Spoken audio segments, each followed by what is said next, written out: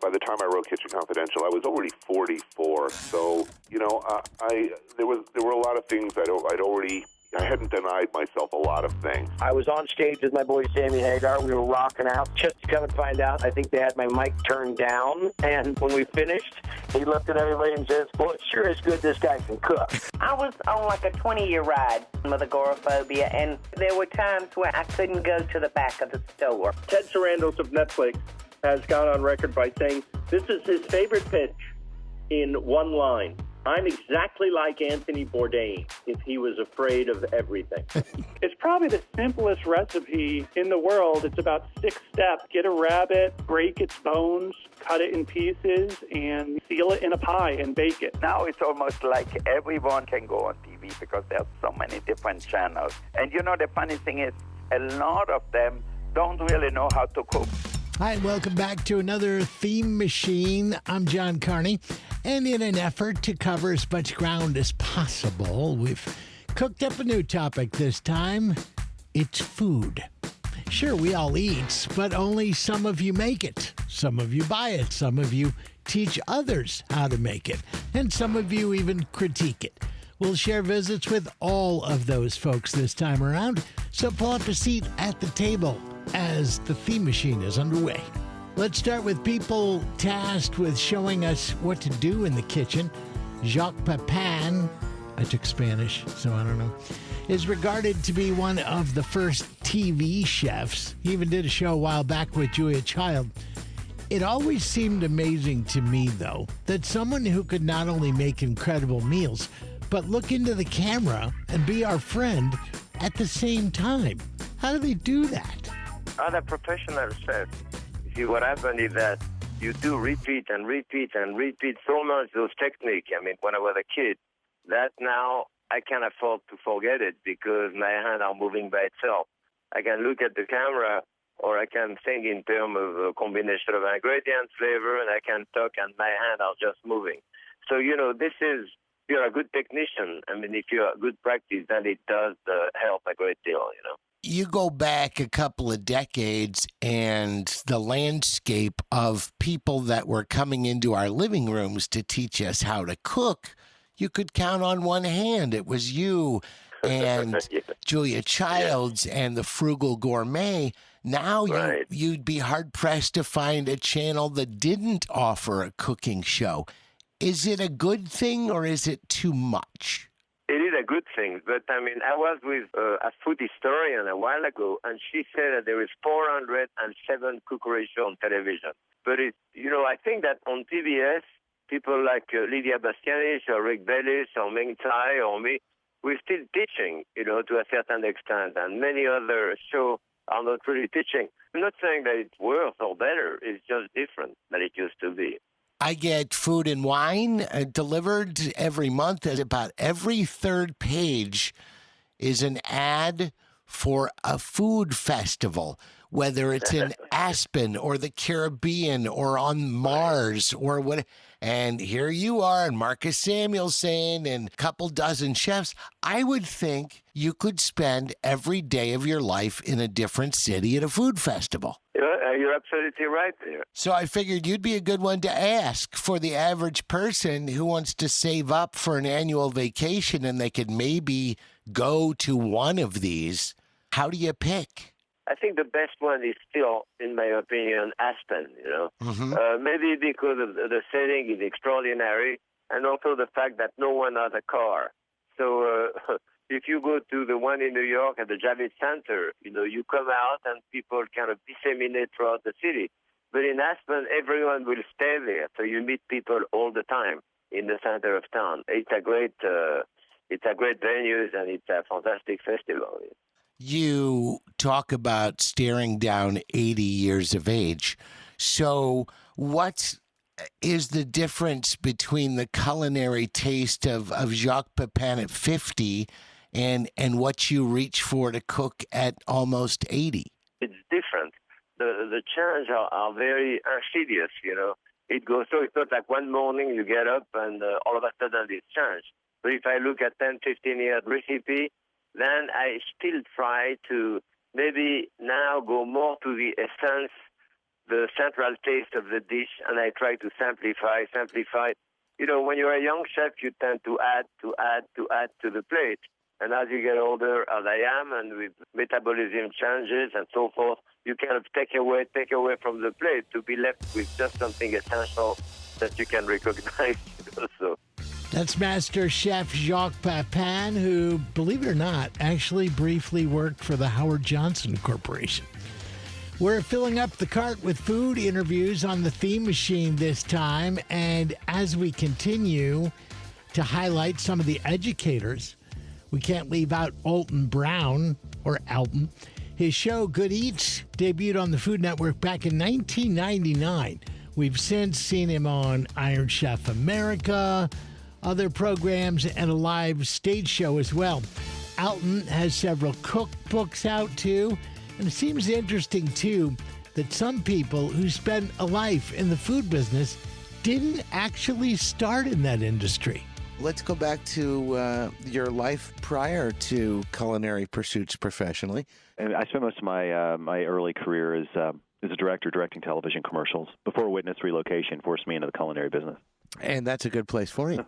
Absolutely. Were you doing food commercials? Were you doing things? No, I never did. I was never a food shooter. I hated the artifice of it. And I still do. I still really, really don't like food advertising business because, it's like the reason that I don't put pictures of food in my book. It's like advertising and intimidation at the same time. It's not like that food was real. It's not like some stylist didn't spend 6 hours. I've actually watched sesame seeds being glued on Big Mac buns.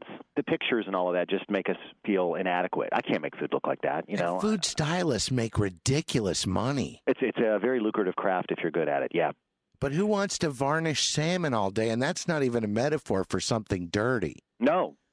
Well, in the porn industry, it means something different. But in the food industry, it really is just varnishing salmon. They really do varnish salmon. They do.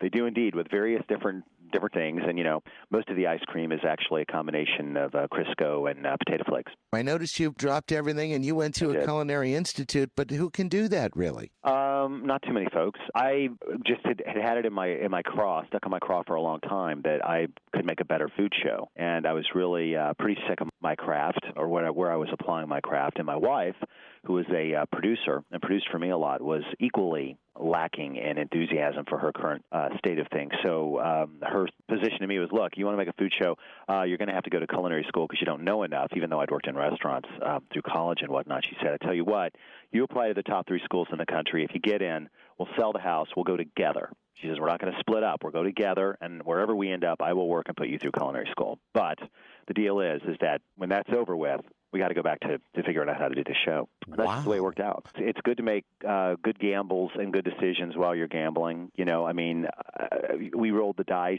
and they worked out for us, and we made good decisions. And I'm really, really fortunate to be having a shot to do something that I believe in. I never really knew what it was about you that I was so drawn to in this sea of culinary talking heads. And an interview I read just moments ago said you draw upon some of your inspiration for your persona from Monty Python and Julia Childs.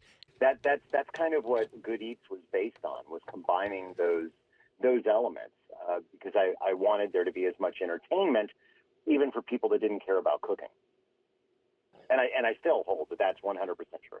But I think people are confused. Are you a chef? Are you a magician? Are you a stand-up comic? Or how are they listed on the business card? I don't have any business cards, and that's one of the reasons. Whenever I have to fill out paperwork and it says, occupation, I always just sit there and stare at the paper. I don't know exactly what I do. Trust me, if people look towards me and say the word chef, I look over my shoulder for somebody in a white hat. It's one thing when you're in the studio and you have that controlled environment and maybe a belch in the middle of a recipe, and it's like, all right, let's take it from the top.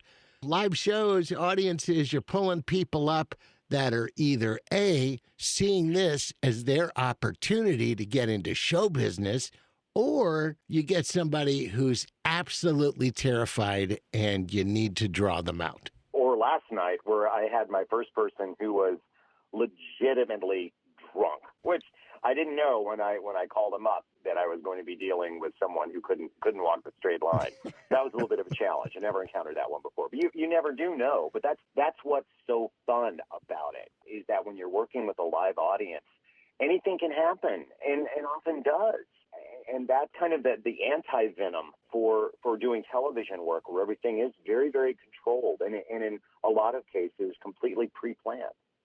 Close to a dozen books out, as well as the TV work and the live stage show. Do you ever worry that you're going to run out of stuff to say and do and cook? No. What I'm worried about is that I won't shut up before I should shut up. Now, you got over a couple of decades doing TV work and food. So early on, there weren't all that many. And now you've got more talking heads in the food world than you could possibly count. So if you're just sitting around a channel surfing when one of these culinary heads pop up, which one will you stop and watch? I do not watch any food programming at all.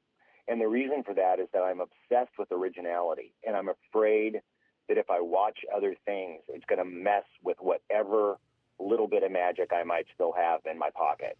So I do not watch anything. So if your epitaph had a recipe, what would it be? According to my fans, it would be my foodies roast turkey, which seems to be the one thing that people still stop me on the streets for. I think it's got like 25,000 five-star reviews. So I think I told my wife yesterday, my gravestone will actually just be a granite turkey sitting on the ground. Someone else who's been showing us around the kitchen making Southern staples is Paula Deen.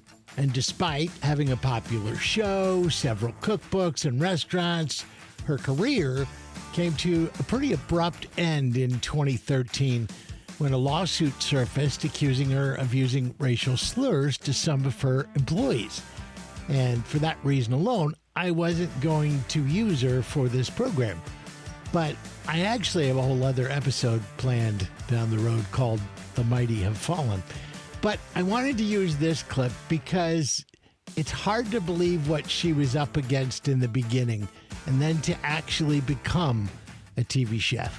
Just to show how busy you are in the course of our conversation, you're readying yourself for a television interview and putting on makeup, which is why the speakerphone is going. And it's a long way to go for somebody who is agoraphobic. Uh-huh. Isn't that just something? I thought it was interesting that you learned to cook with the items that were close to the door at the grocery store because you didn't want to go in that far. There were times where I couldn't go to the back of the store. How did that happen to you? You were outgoing. I know what caused it, John. It was the premature death of my mother and daddy. Just frightened me so.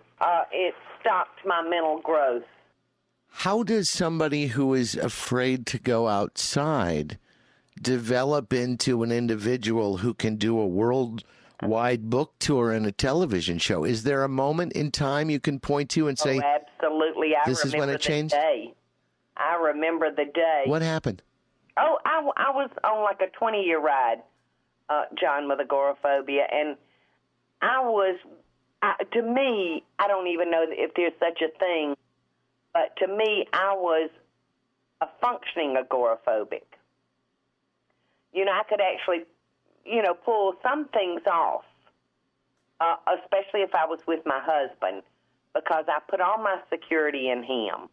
Was the kitchen all along the way a source of comfort for you? It was. I think that room is so therapeutic, I think it's such a great place to heal in, for the whole family. At the end of the day, I think it just offers so much comfort. And now it's become a giant empire for you. Yeah. But doing food for money as opposed to just the comfort, going back to bag lunches that the kids were shilling in office buildings. At what point did that come about? Did you really think, I might be able to make some money making food and having this knowledge? Well, when I started the little business, I was desperate. And the way that it began with your sons, who are now also on television, doing stuff on the Food Network, which I imagine makes you slightly proud. Just a little bit puffy chest. Well, to make the jump from that, which became very successful, to opening up the Lady, the restaurant, and later the Lady and Sons, with a 90% failure rate out there of restaurants. Yes. Were you horrified, or did it even occur to you that it might not work? Oh, no. It occurred to me every day that it might not work. Let's talk a little bit about family, because you have always put family in the forefront now that we've gotten to know you with your wedding a couple years ago on television, pictures of the kids now having their show, this book talking about triumphs and also your tragedies in a very public way. I have voluntarily shared a lot about my life, a lot about the personal side of my life. And people do feel like they know me. Not a day goes by that somebody doesn't run up and hug me and say, oh, my goodness, I feel like you're my sister or my mother or my grandmother or my next-door neighbor. You're my best friend. You come to understand it better because you're the one who's in front of the camera. The kids and stuff that don't have that part of the exposure, when they get hit with, oh, so I heard you went to camp last summer in Michigan, they get a little freaked out. Have you had conversations like that with other members of the family? We have, but they know that Mama's out there talking a lot. And sister's out there talking a lot, and Auntie's out there talking a lot, and stepmother's out there talking a lot. You know, I wear a lot of different hats. Do you cook at home at all, or are you even home at all? I'm not home much, John. This is the Theme Machine. I'm John Carney, and I can't think of anybody who's made cooking more hip than the late Anthony Bourdain. We know him mostly from his travel shows, but he came from the kitchen, Mihalis in New York to be specific. But when he chronicled that experience in his first book, Kitchen Confidential, he had no idea how much his life would change. My life has changed, stratospherically. I mean, when I wrote Kitchen Confidential, I was standing in a kitchen 14 hours a day. Now I travel around the world eating and drinking for a living. So, I'm kind of coming to terms with both those things. A lot of your appeal, for me and for a lot of people, is that, you seem like an everyday guy that would be approachable, and we could sit down and have 1 or 12 vodkas with you. Is it harder for you to maintain that in your own head just because your life is anything but normal? I know who I am. Even by the time I wrote Kitchen Confidential, I was already 44. So, there were a lot of things I hadn't denied myself a lot of things. So, I think I had a pretty reasonable attitude even then about the way things were. But it has gotten weird. Going into a bar and sitting down by myself and having a beer in the late afternoon is, tougher. It's an interactive experience now. I can't go to a bar, sit down, and feel sorry for myself and have a nice, put on some Tom Waits and sip some whiskey. That's changed a little bit. But it's a small price to pay for the fact that life is good. I have the best job in the world. So if somebody stops me in an airport and asks me to sign an autograph, this is hardly a burden. Do you see the inside of a kitchen much without a camera crew? No. If I'm going back to the kitchen at Leal, chances are it's to make a show. I'm past it. I was 44 10 years ago for Kitchen Confidential, so I'm way beyond the spoilage date for line cooks. Do you miss it at all? I miss the camaraderie, of course. I miss sitting at the bar after a busy night, sitting around with the crew, having a cold beer, feeling like on top of the world for having done a hard thing well. There's like 12 chefs that don't have TV shows. That seems like that sometimes, right? It's crazy. And, a lot of them I've never heard of. And the next thing you know, they've got their line of cookware out at Macy's. And what the hell? I don't know how it happened. I don't know why it happened, but I'm glad it happened. Who better than chefs to put down a nice score? Chefs do something useful. They nurture, they feed you. They know, they have a real skill that would be useful on a desert island. I think it's long overdue, and I'm happy about it. Let's face it, this celebrity chef thing is a nice scam. No reservations on the Travel Channel. How much of it is you saying, you know what? Let's go to Phnom Penh. I hear the chicken's fantastic. That's 100%. That's the way we make the show. That's kind of nice. Yeah, we go wherever I want to go. Do you don't go anywhere that I don't want to go. Do you get to keep the frequent flyer miles? Yes, I do. And when we see you doing a show, who's there? Two camera people, a producer who also carries a camera, and an assistant. So it's a four-person crew plus me. Have you found yourself in a position where, I need to save face and get this down, but I'd be really surprised if I didn't hurl on my host? Yeah, it's come up a few times. Literally. And alcohol really helps in those situations. I've noticed that. Yeah, but I mean, there have been a few times where I knew I was taking one for the team, and I knew I was going to pay a price for it later. What was the worst? That would be the warthog rectum in Namibia. Medium rare, semi-cleaned. It was about as awful a thing as you could imagine. How much of your life is studying food and its history? Is that of interest to you? A lot. I mean, it's a lot about. The show's a lot about that. I mean, I'm not just interested in what's cooking. I'm interested in who's cooking. This is the Theme Machine. I'm John Carney, and it's food this time as we change it up and come out of the kitchen and feature some of the folks that talk food but don't necessarily make it. Phil Rosenthal had his hand in TV. He was largely responsible for Everybody Loves Raymond and bringing that to life. And when it came to creating Somebody Feed Phil, which is in its 8th season on Netflix, that wasn't an easy task. It took me 10 years. I just want you to know. And that was after I had been somewhat successful on television. So it's not easy. Now, if you ask me, was it worth it? Yeah, it was. Look at me now. But it was. Here's the pitch. And Ted Sarandos of Netflix has gone on record by saying this is his favorite pitch in one line that he's heard. I'm exactly like Anthony Bourdain if he was afraid of everything. I'd hire you. I don't even have a network. It was 10 years of knocking on doors. Sure. And going, the first place that the agents had me go was the Travel Channel, naturally. So I went to the Travel Channel first. This was, 7, 8 years ago. And they said, I met with the president. He goes, we've done some research and we found that our audience really isn't into travel. Yes. I said, oh my, what are you going to do? He goes, well, all our shows are travel adjacent. I said, what the hell does that mean? He said, well, we have a show called Pimp My RV. He says, you understand? I think so. You pimp an RV, but you don't go anywhere? That's right.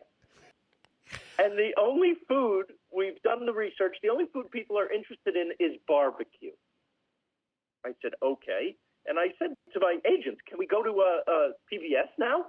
Because this seems, this is silly. PBS, I think we would do well there. They said, no, we're going to go to the Food Network. So we go to Food Network. Guess what the Food Network says? We don't do food? We're kind of getting away from the food thing. I said, what? What do you mean? Yeah, we're doing food adjacent. They're owned by the same company that owns the Travel Channel. And on my way out of that door, the guy tells me, oh, by the way, the only food that people are interested in, I said, I know, barbecue. And I said, we go to PBS now? Netflix didn't exist yet. After striking out everywhere, I went to PBS and they gave me, how about Phil's having 6 episodes. And I called my brother, who was a producer at the time, on other shows. And I said, PBS is going to give me this show where I go around the world and try to convince you to travel by showing you the best places in the world to eat. And he said, really? They're going to give you this show. What are they going to call the show? The Lucky Bastard? And I said, quit your job, come produce this with me, and we'll call our production company Lucky Bastard. And that's what it is. And we did it for 6 episodes. And then PBS did not pick up that show. That's when I pitched to Netflix, and that's where I am now. Somebody Feed Phil. It's on Netflix. Do you pick the spots where you want to go? I do. I get to, I'm very open to suggestion, but I get to have the ultimate say. And usually I will suggest a place. And I do what everyone else can do. I look on my phone, and I start doing the research. The level of access has always struck me as absolutely amazing. I was watching your Italy episode, and the mayor of the town invites you to the family's place, and you're eating with his mother, and, you don't find that on Yelp. That's exactly right. You have to go, and you have to be open to stuff. I think it was a Japan episode I saw where you were at a table and they had incorporated scents around from the movie Earthquake, and things were moving and smoke was shooting out, and it was dinner by Cirque du Soleil. And I'm like, well, it looks interesting, but I'm thinking, what kind of bill comes at the end of the night of one of these meals? Yeah, what's nice is that because we're filming and I'm in it, I never see the bill. Phil Rosenthal on the Theme Machine. Another person on TV that chats about food but doesn't necessarily make it is Guy Fieri. We see him everywhere, which is a far cry from his start selling pretzels as a kid from the back of his bike. After winning the next Food Network star, which was back in 2006, there's been no looking back. Looking at all the shows that you're involved in, and I figured if we can get you dancing and or singing and get you those spots on American Idol and Dancing with the Stars, you'll officially be on every television show on TV. Well, I think everybody's going to be safe to know that I do not sing very well. I sing so poorly, I don't even sing in the shower. I was on stage with my boy Sammy Hagar. We were rocking out, singing one of my favorite songs. I Can't Drive 55. I was having the best time of my life. Just to come and find out, I think they had my mic turned down. And when we finished in front of 10,000 hometown fans, he looked at everybody and says, well, it sure is good this guy can cook. We had a chance to visit the day after you had won the competition to get your own show. I guess that was 2005, maybe? Wasn't that 1895? Well, it has been mind-blowing, I will tell you that much. And I just thought it'd be cool to go on the show and, meet Emerald and Bobby Flay and all that kind of stuff. So winning was not even really in the cards or not in my game plan. But, yeah, things have been nuts. Let's talk about the food book, and it's a little surprising that it took a life in food going back to selling pretzels at age 6 for you to finally put out a cookbook at this point. Why now, and when did you start setting this stuff in folders going, someday I'm going to put this in a cookbook? Well, I think as any chef has or wants to do is they want to write the book, like what is going to be the defining book. You'll do a lot of books, but one of my managers, Reed, was saying you never get a chance to do this book again because you've given all the stories. You've given all the background. I said, oh, you have no clue what I've got locked away in this pumpkin of mine. And the real kicker to it, and this is what was so great dealing with my team at HarperCollins who published the book, is I said I want to do tattoo artwork, really cool illustrations inside the book. And Cassie Jones, my editor, she said, I don't exactly understand it, but let's take a look. Let me ask you about the body art for a minute. I was reading somewhere, and it was on the internet, and these always bite me in the butt when I run it by a guest. Is there a tattoo on you that commemorates the great daredevil Evel Knievel? Oh, there is under my right arm is the big number 1, the Evel Knievel. And it's done in Evel Knievel style with the stars and stripes, but it's also got the filigree of a slot machine number from old Las Vegas. Diners, drive-ins, and dives still on TV. So if your digestive system was able to speak to you verbally, what would it tell you was the occasion where you really hurt me the most? I think it's when I get home and I hit the butcher shop and the seafood market. I go see my fishmonger, and I pop off, a good 7 or 8 items, and anything that has to do with something spicy and meaty and, some carbs and so forth. So I've hurt myself, because when I'm doing television, and we're shooting 2 and 3 locations in a day, I can't eat as much as I really want to because it'll slow me down. So that's my big fear, that when I die, I'm going to come back as Andrew Zimmer's lower intestines. I was just talking to Andrew today, and I told him, I said, brother, he goes, we should go do a show together. I said, it's just going to be me watching, man, because unless you take me over to, Joey's Philly cheesesteaks, in some foreign country, I don't think I can eat beating frog heart. All right, it's the last meal for you. You get one thing on a plate, and then it's all over for Guy Fieri. What's that going to be? Very simple. Pasta with tomato sauce. And maybe a veal chop and, perhaps an egg roll. And then, something along the lines of some oysters Rockefeller, and then, just maybe a little shrimp scampi. That might be the largest plate ever created. That's what my wife says when I make food. She's like, nobody makes spaghetti and egg rolls in the same meal. Minute to Win It. You're the host of that show. Kind of takes you out of the culinary circles, but I watch these things that they make people do. And what's most amazing to me is not so much them doing it, but there were people in a room that sat and came up with it. You think that tripped you out. They bring these games to me and said, hey, here's a new game that we got. And I look at it, I'm like, these are people I work with. They worry me. What were you doing when you came up with this one? What were you drinking? How long had you been up? What was sleep deprivation doing to you? So I go to the website, and I'm looking around at the online store, and that alone took me an hour. Here's the watches he wears. Here's the jewelry he wears. Here's the shirts that he has. Here's the sunglasses he likes. There's 9 different watches on there. So is it a point now where you're getting all this stuff in the mail? Wear my watch, wear these pants? Well, I ask about that because I'm just curious of some of the things that have been put before you where you were like, what? We think the Guy Fieri dental floss dispenser is going to be the next big thing. Yeah, no, when they came to me with the Guy Fieri, sports action unitard, I wasn't so interested in that.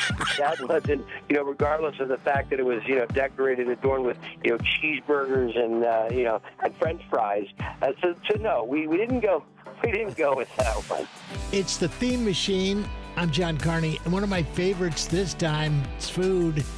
Even though I've worked in some kitchens over the years myself, I can't imagine the pressure one would feel if every dish you made was set in front of royalty. But that's exactly the situation for Chef Darren McGrady, who in 1982 was hired to cook for British royalty. I mean, I spent 11 years with the Queen as her personal chef at Buckingham Palace. Then when Prince Charles and Princess Diana separated, Princess Diana asked me if I'd go and become her chef at Kensington Palace. So I moved across to Kensington to take care of the princess, Prince William and Prince Harry, cooking for them on a day-to-day basis. All right, so let's go back to when Chuck and Di split up, and Princess Di wants you to come with her. Was there any word from the Queen or Charlie saying, what do you think you're doing, Darren? Where are you going with those pots and pans? Well, she did have her own pots and pans, so we were lucky there. But no, the Queen has 20 chefs at Buckingham Palace, and she needs those 20 chefs. Oh, come on. No, she does. She needs them because, listen, they can do, dinner for 2 for the Queen and Prince Philip one night.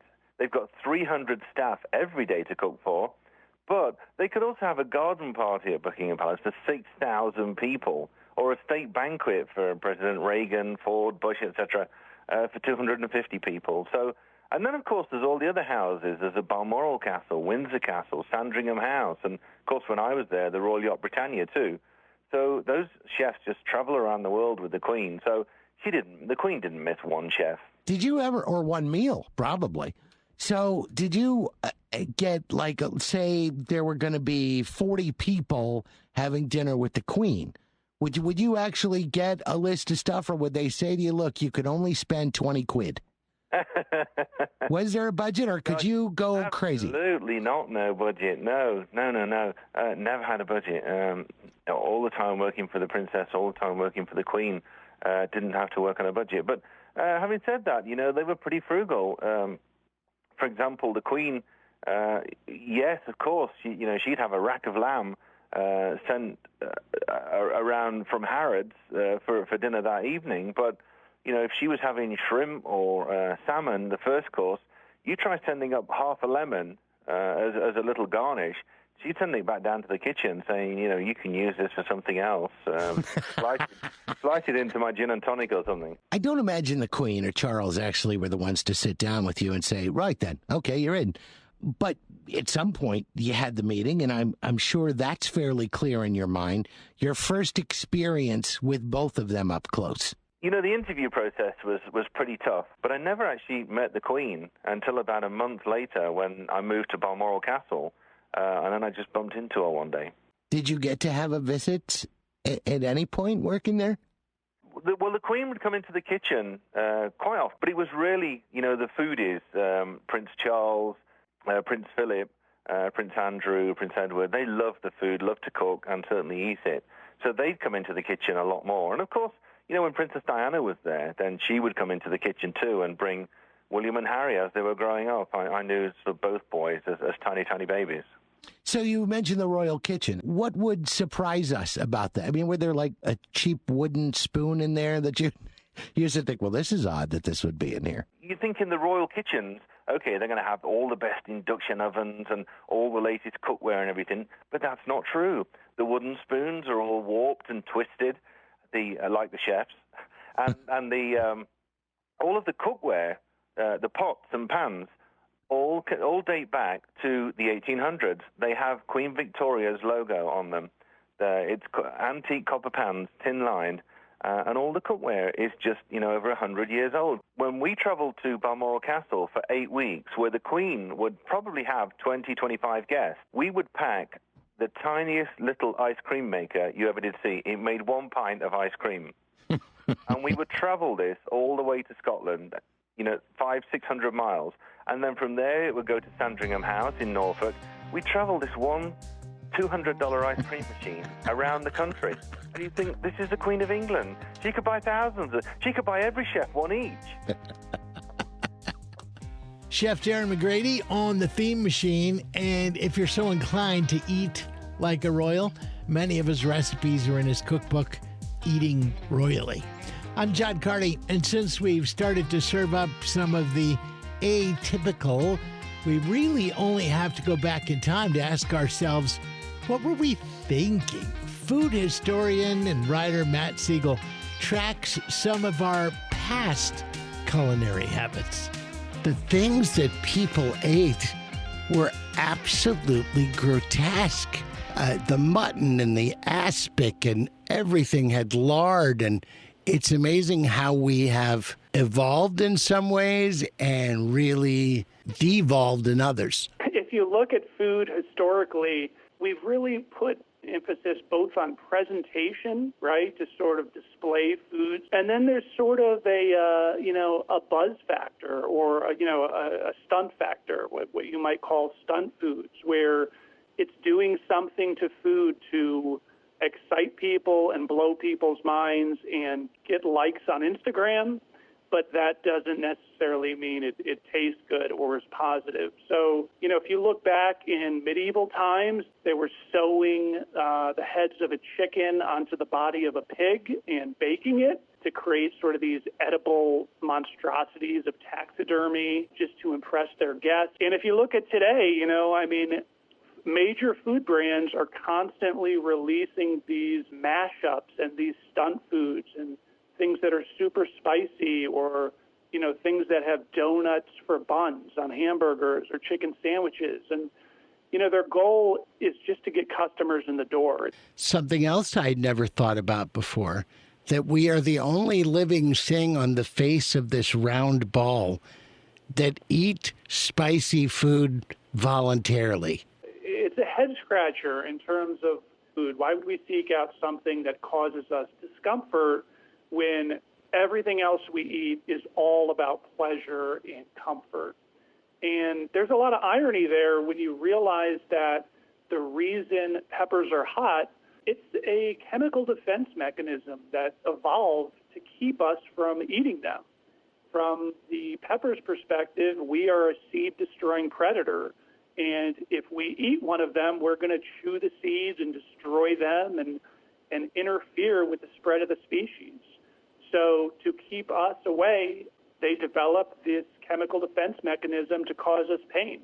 It just so happened that humans are stubborn and not so willing to take no for an answer, and we kept coming back to them and actually started making them even hotter.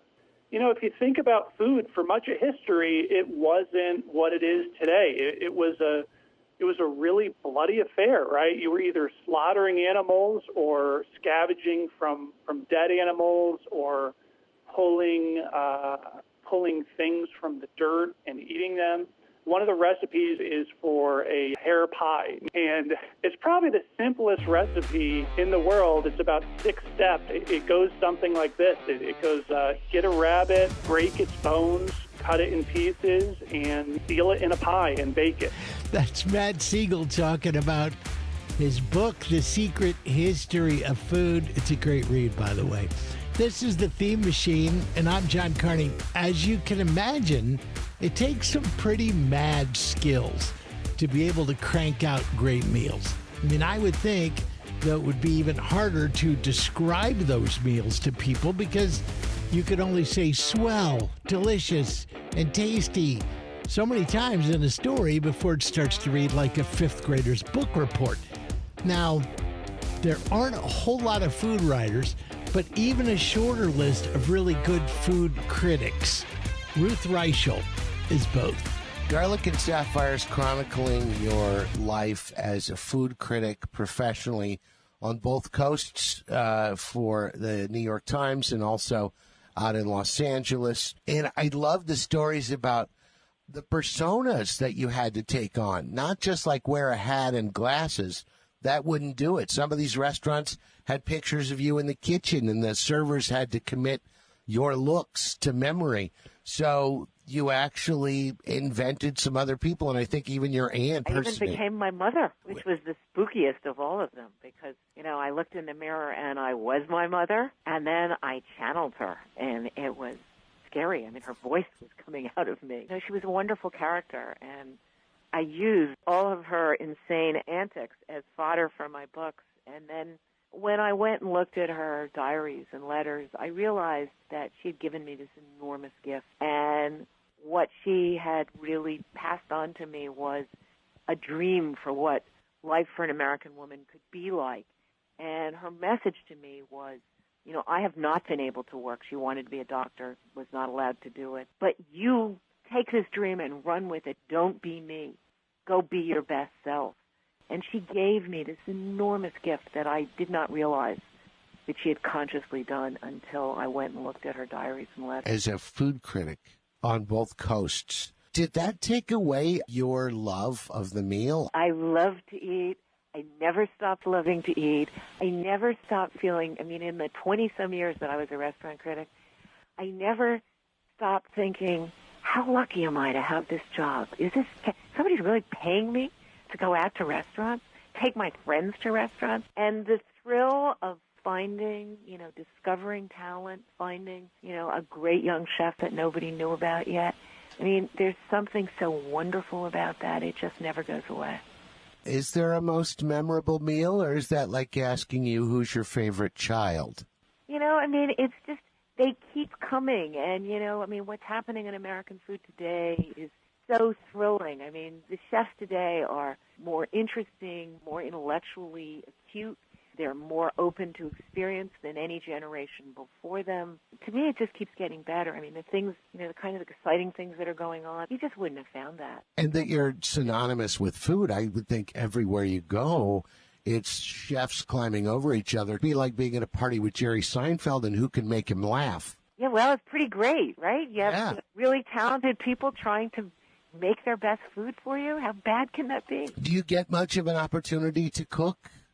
You know, of course, right now, I don't have a job at the moment anymore, and all I'm doing these days is cooking, and I'm so excited that I have all this time to cook now. We were devastated and shocked, as I'm sure you were, probably even more so, that Condé Nast announced they were no longer going to publish Gourmet Magazine. And with you as the editor, as you mentioned, don't have a job. I'm sure you'll do fine because people love to meet you and feed you and read your books, and things will continue just fine, of which I'm certain. If no other reason, good things happen to good people.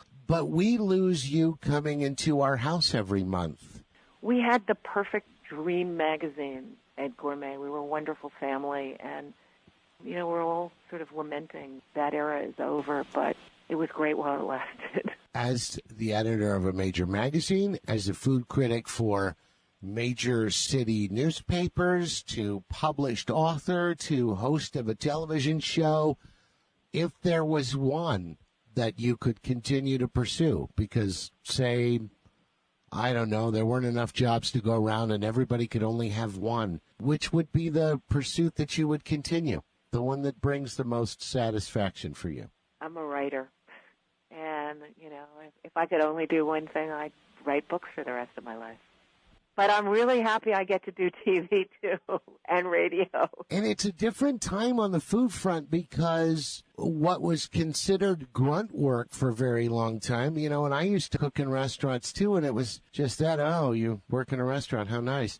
To now, these chefs being equivalent to rock stars with Emeril and Bobby Flay. And it's good in one sense, but doesn't it also flood the market with people that maybe don't deserve all the attention they're getting? What's going to happen is that as these people all become businessmen, the people we're going to start paying attention to are the farmers, the artisans, the bakers, you know, all the people who really put their hands on our food. And I think we have a whole new breed of rock stars coming along. Rock star farmers. Doesn't that sound good? Yeah, I like it. Anything to get the Kardashians off television. Would you get back into the restaurant business? Me? No. Once you've been a restaurant critic, you have to be really a masochist to open a restaurant. Everybody would come gunning for you. It's food this time on the Feed Machine. I'm John Carney, and as we are trying to fit everything on your plate, we serve you another angle on the subject: fine dining.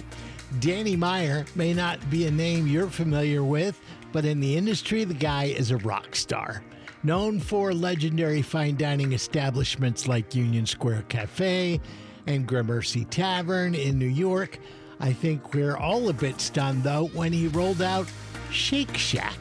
For a man who has made his mark largely with fine dining, it seems like a burger joint is so far off of that radar. Conceptually, can you point to a moment where that came to you?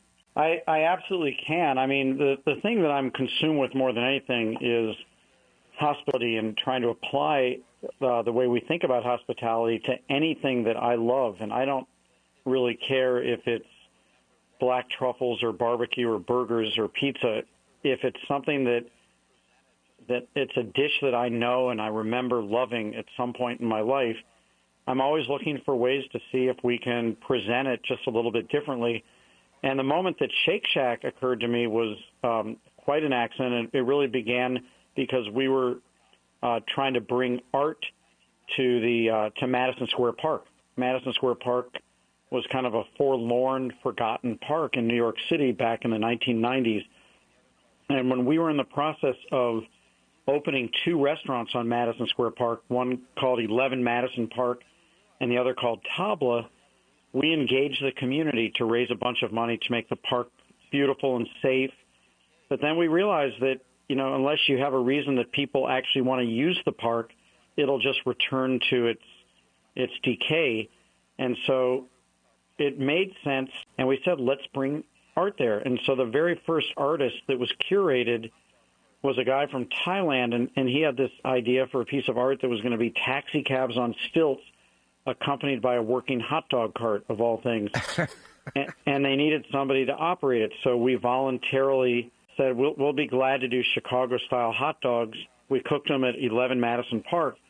And that little hot dog cart did so well that even after the art was down, the community asked us to bring it back for 2 more summers. And then in summer 4, we said, why not turn this into a permanent kiosk? And that became Shake Shack. And we just basically, to the hot dogs, we added burgers, fries, and frozen custard, which certainly things I'd grown up loving. And the lines just have not stopped since we opened in 2004. For me, it's not, we have 12 full-service restaurants that you might call fine dining restaurants. And I love those as much as I love anything, but I'm happy to experiment with hospitality because I don't think hospitality knows a price point. I think that whether you're buying something for $8 or $80, you expect the person on the other side to be happy to see you and to be smiling, and that's not about a price point. That's about an attitude. I watched a documentary on you where I believe at the time you were opening 3 places simultaneously, and they were chronicling that experience. So have you ever opened just one place at a time?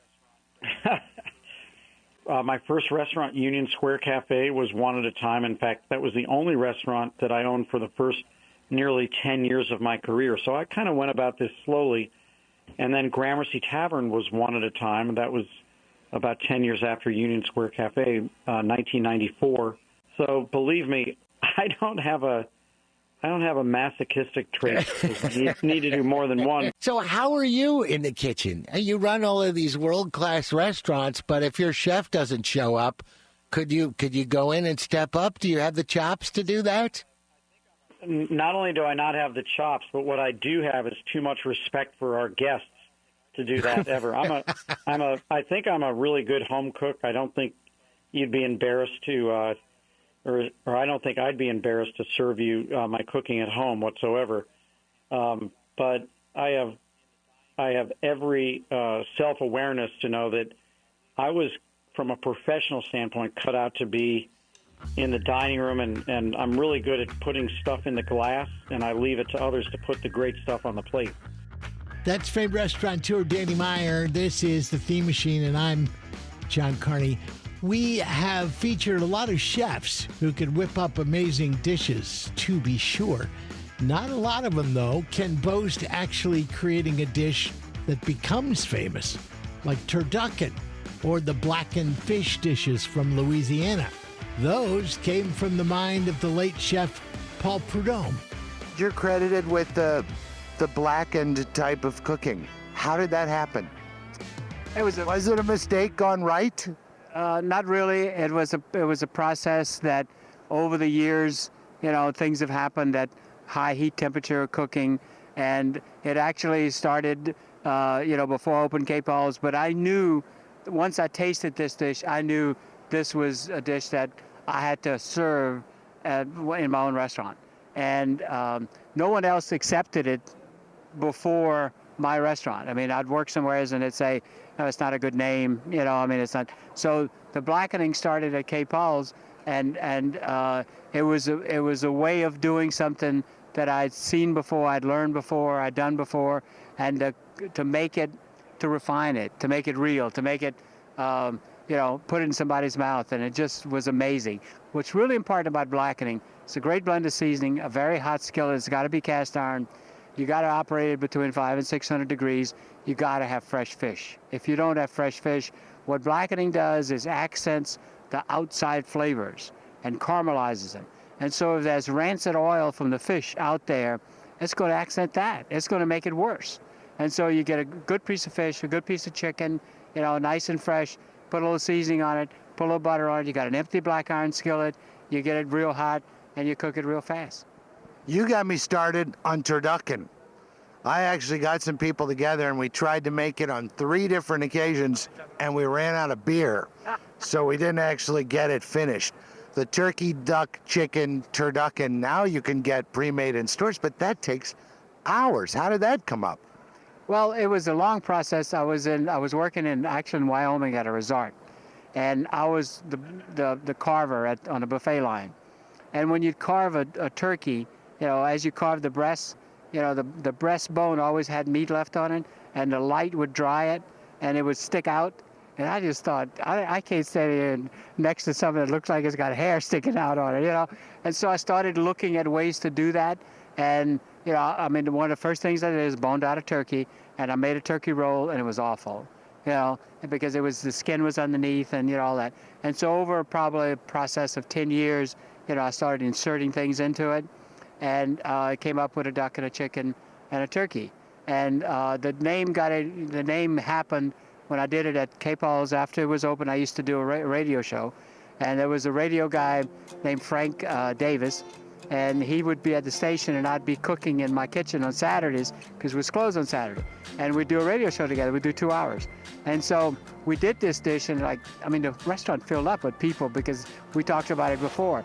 And after the show was over, because I called it duck, chicken, turkey, or something like that, and he came up and I came up, sort of with the name together of Turducken.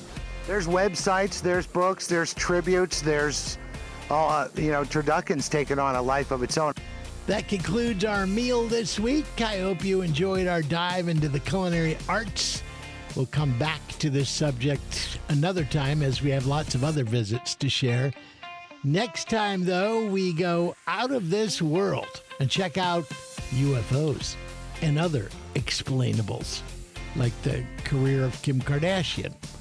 The Theme Machine wouldn't make it if it weren't for invaluable production assistance from Everett Marshall Creative, and you could find the Theme Machine anywhere you get your podcast. Be sure to subscribe, leave some comments as well. I'm John Carney. We'll see you next time. Be good to each other.